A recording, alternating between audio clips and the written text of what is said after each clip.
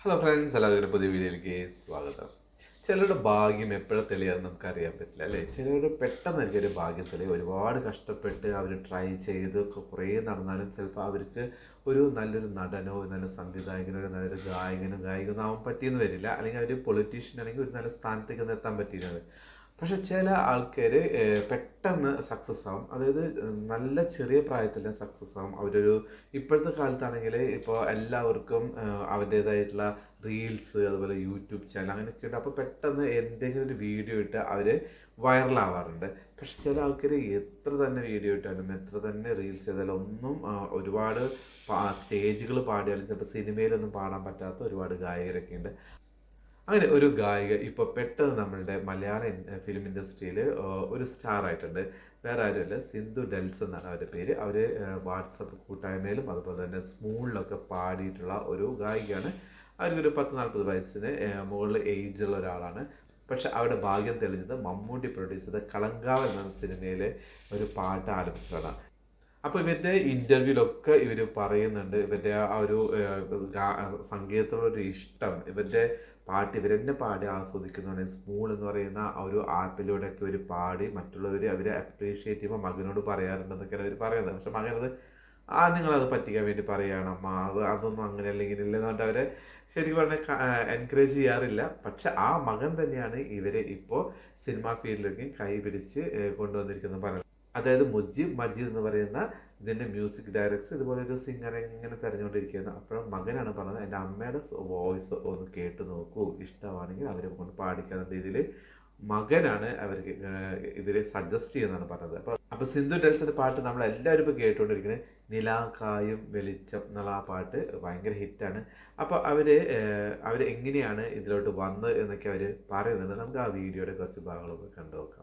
Already എൻ്റെ മോൻ Nevin C Delson എന്നാണ് അവൻ്റെ പേര്.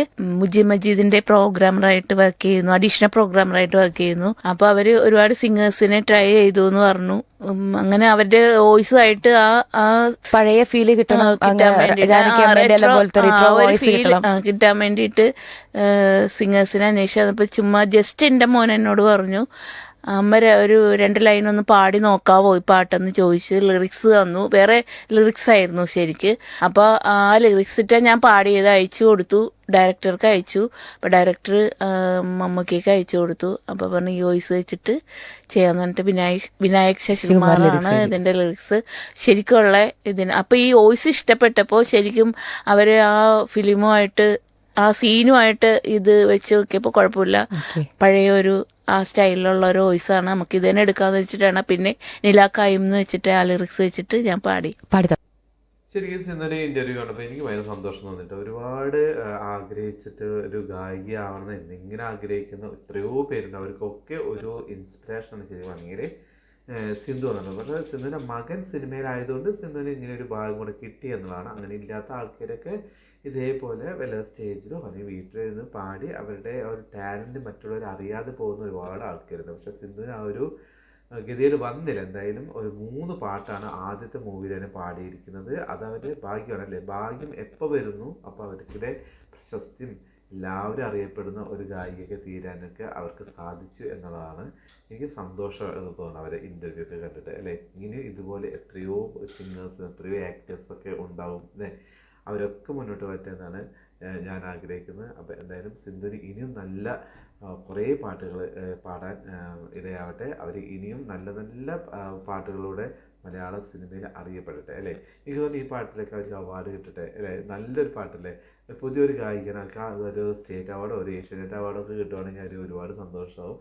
എന്നാലും എനിക്കിത് കേട്ടുകൊണ്ടിരുന്നപ്പോൾ നമ്മൾ റെട്രോ ആ ഒരു ഇതിലൊക്കെ പോയി ഇളയരാജയുടെ ഒക്കെ മ്യൂസിക്കിലെ പോലെ തന്നെ ഒരു മ്യൂസിക്കാണ്. ഇപ്പോൾ ഒരു റീമിക്സിങ് ഒക്കെ വരുന്നൊരു കാലഘട്ടമാണ്. അപ്പോൾ ഇത് റീമിക്സ് ഇല്ലാതെ തന്നെ ആ ഒരു കാലഘട്ടത്തിലോട്ട് നമ്മൾ കൊണ്ടുപോയ പോലെ ഒരു പാട്ടാണിത്. നമുക്കിതൊരു പാട്ട് അങ്ങനെ പ്ലേ ചെയ്യാൻ പറ്റില്ല, കാരണം കോപ്പിറൈറ്റ് കാര്യങ്ങളുള്ളതുകൊണ്ട്. പക്ഷേ എനിക്കത് ഭയങ്കര ഇഷ്ടപ്പെട്ടൊരു പാട്ട്. പ്രത്യേകിച്ച് എനിക്ക് നിലാക്കായലേക്ക് കൂടുതൽ എനിക്ക് ഇഷ്ടമായത് വേറൊരു പാട്ട് ഒരു പാട്ടുണ്ട്, മന്നനെ എന്ന പാട്ടുള്ള മന്നനെ എന്ന് പറഞ്ഞൊരു പാട്ട് പാടും. അത് സൂപ്പറാണ്. എനിക്കത് ആദ്യം കേട്ടപ്പോൾ നിലാക്കായലാണ് പെട്ടെന്ന് നമുക്ക് എല്ലാവർക്കും മനസ്സിലായത്. പക്ഷേ ഇത് കേട്ട് ഇഷ്ടപ്പെടുന്ന ഒരു ഗാനം എന്ന് പറയുന്നത് മന്നനെ എന്നൊരു പാട്ടാണ്. എനിക്ക് തോന്നിയത് കേട്ടോ, നിങ്ങൾക്ക് എങ്ങനെയാണെന്ന് എനിക്കറിയില്ല. എന്തായാലും അപ്പോൾ ഇനിയും സിന്ധു ഒരുപാട് പാട്ടുകളൊക്കെ മലയാളത്തിൽ പാടട്ടെ അല്ലേ. ഇനിയും അവർ പ്രശസ്തരായിട്ട് അവരുടെ ആഗ്രഹങ്ങളൊക്കെ നിറവേറട്ടെ.